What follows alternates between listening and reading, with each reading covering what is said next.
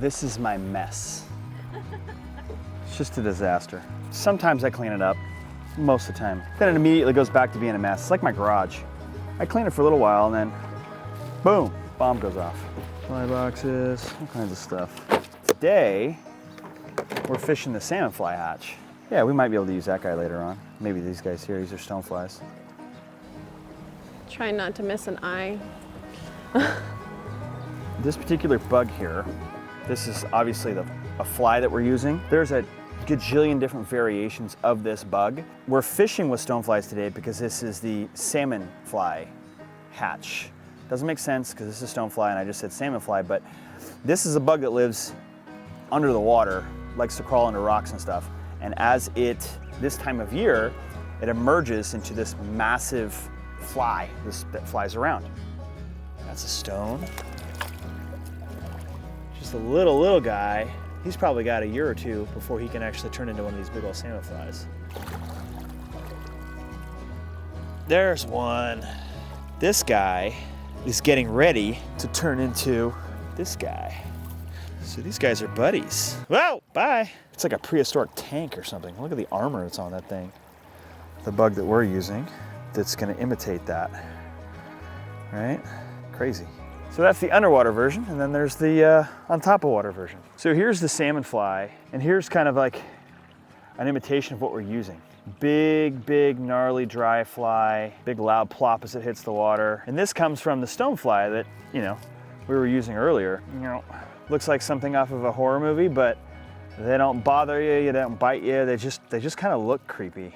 This is a huge food source for the fish, so like trout will just get super fat on these guys. These things only hatch for about a month, like right around middle of May. They only hatch this one time a year. So the fish key in on them and it's good fishing for a little bit.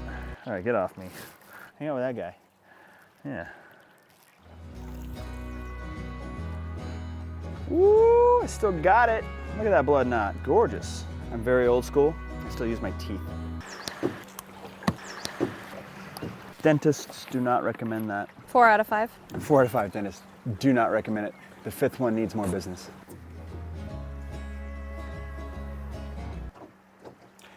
I missed an eye. I always try to imagine what the bottom of the river looks like. Fish are looking for places to hide out, where the water current isn't hitting them in the face.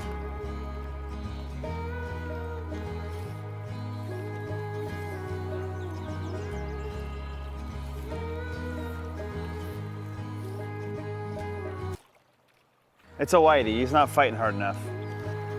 Oh, it's a rainbow, yay! Oh, yeah, he's nice. Yeah, he's actually, jeez, pretty good here. Are you ready? Coming in. Don't grab the line, just knit it. Got it. Yeah, we got it. Oh, it's really pretty. Nice, babe. So like we talked about, the stonefly, right? But then see, like all this right here, that's a big old butterball gut. If I catch one of those today, it's a win. There we go. There she is. There we go. Bye-bye. That's the first fish down. Well, you're gonna catch some. I better. Like in a second now. Oh, candy. I love candy. Hey guys, welcome. Look, one of our biggest videos on our YouTube channel, coincidentally, is a fly fishing video. And so we thought that we would bring you guys on a little trip down the mighty Deschutes River, I always call it mighty, for the legendary Salmonfly hatch. It happens every May.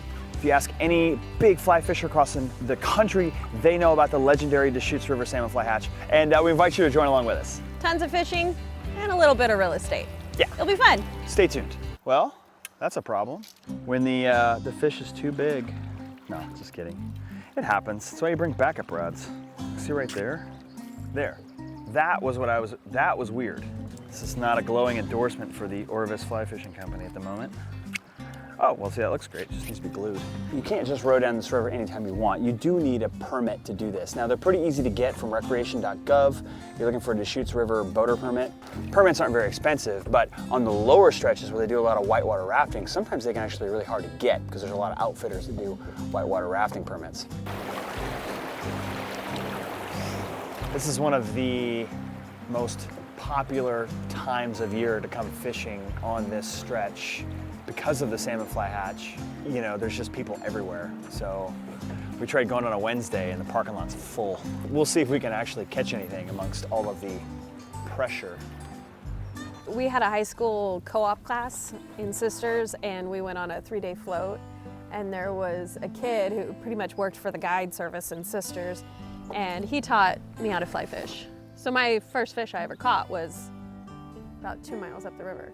I've been fishing my whole life. You've been flashing your whole I've been flashing my whole life. No, I've been fishing my whole life. I mean, I was raised on this river. Every summer we'd come out here and fish. And when we moved back to Central Oregon, I just couldn't wait to get back on the water. Like, especially like back in college, I was out here all the time. I came out here, I would skip class to come fishing. Be like, it's a nice day, bye. Some people go to COCC for the mountain. Some people go to COCC for the river.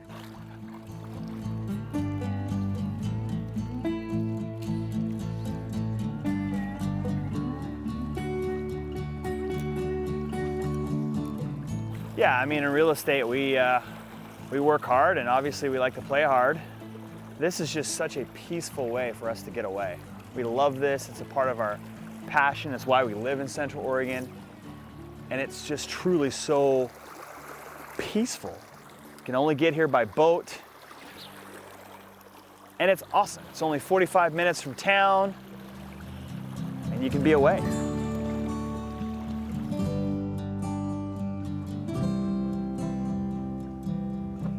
So, fun story. I got a phone call one day and it was John. I was like, hey, and he's like, guess what's following me home? I'm like, what is following you home? And he's like, it's a boat. I got a boat. And I'm like, excuse me? And he's like, it was only $75. And I'm like, well, does it float? Hard to be mad at me for buying our first boat for $75, our first drift boat for $75. But no, it didn't float. It didn't. No, I figured we could at least scrap the trailer for at least $75 to get our money back. Boat, trailer, the whole thing, 75 bucks on Craigslist. Now I had to rebuild 80% of it. I mean, we almost had to rebuild the entire thing. We called it patches. For good reasons. We had patches for a while, a few years. And then I come home and there's all these little tiny paper drift boats on our island, like tons of them. And I'm like, what are you doing? And he's like, I think I can make my own drift boat. And I'm like, you have patches. And he's just like, no, I think I can make one completely from scratch. And I'm like, okay. And so he sold patches and he built this boat, which is Rhaegar, our big red dragon boat. It's not really that big, but hey, she gets the job done. Yeah. She's my baby. She does float like a cork. It took, what, 3 months? Yes. Building her by hand? Oh yeah, man, the power of the internet. You can learn anything on the internet. There was actually this little Facebook group I was a part of for a while. There's a book you can buy on building drift boats. And then, yeah, you just, YouTube it. YouTube it.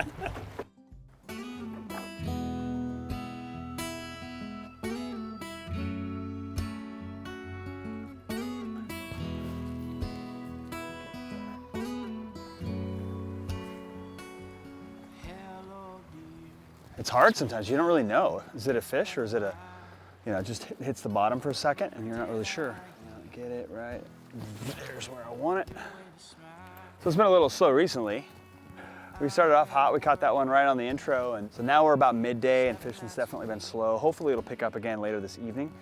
And hopefully we start seeing some of these big bugs actually take to the sky. And so that will in turn hopefully get the fish looking up. So if we can get the fish looking up, we can switch from using these big nasty underwater bugs to the topwater bugs.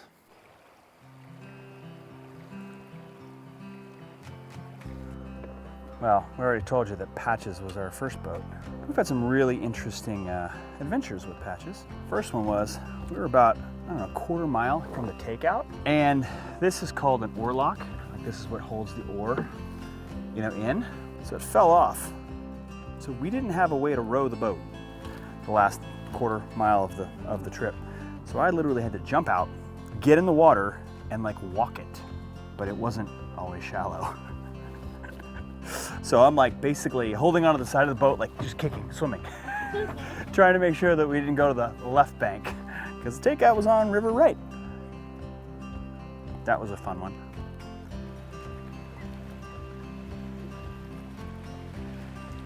So Shannon's first Shannon's first steelhead she caught wasn't a steelhead, but you know, what were you, like 20 weeks? No, I was like 27 weeks pregnant. 27 weeks pregnant.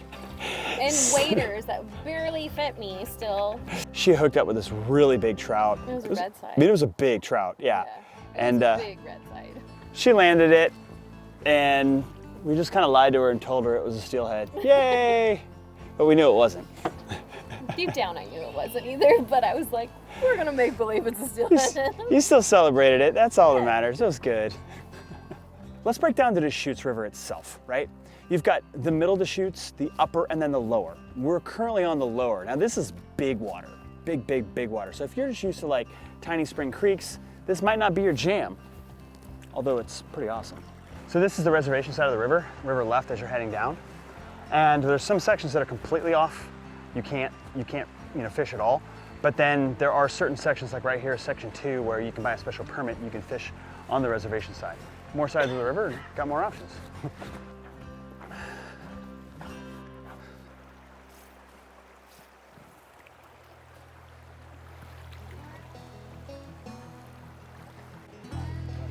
Oh man. Finally. There we go. Oh, there he goes. Bye, down low. Come on.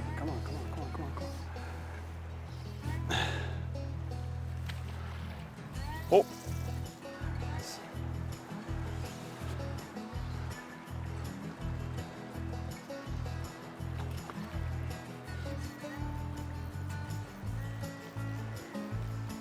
Yeah. This one we didn't hit on the One of the tugs right on the side of your head. oh, we've got a fish on.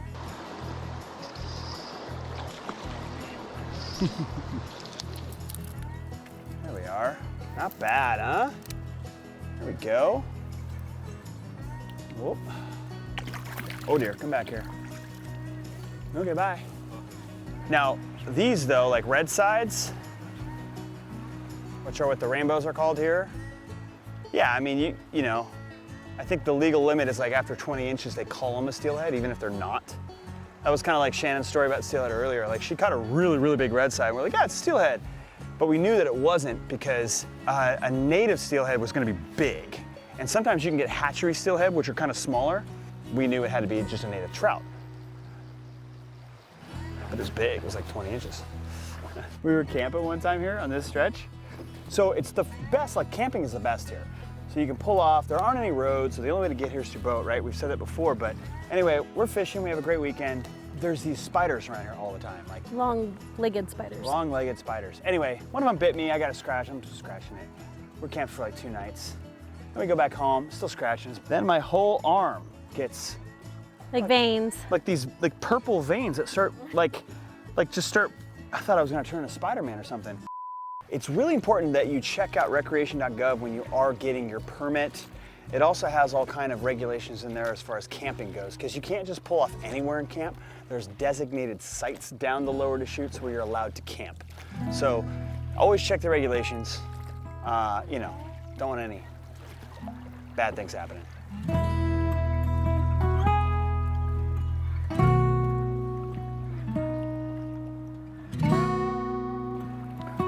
Moving on, I suppose.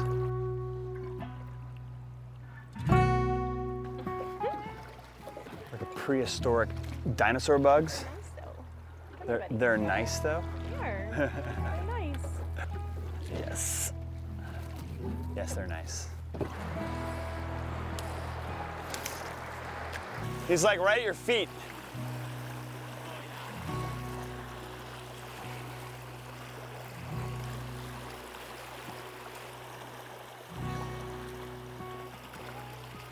Woo. Wow, there we go. Another nice fish. There we go.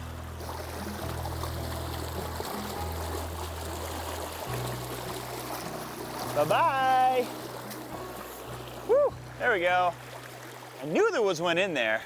Hey, thanks for joining us today on our epic fishing adventure. Thought it would be kind of cool to bring you along on this unique adventure. Thanks so much for watching. Remember, if you are looking to buy or sell real estate in the area, our team would love to be your resource of choice. So thanks for coming along, and we'll see you next week. Bye, guys. It's always so delayed. It's like, Because I don't know if you're going to talk. bye guys. There. Oh, please don't sue me. You said this was so easy, I drowned. Oops.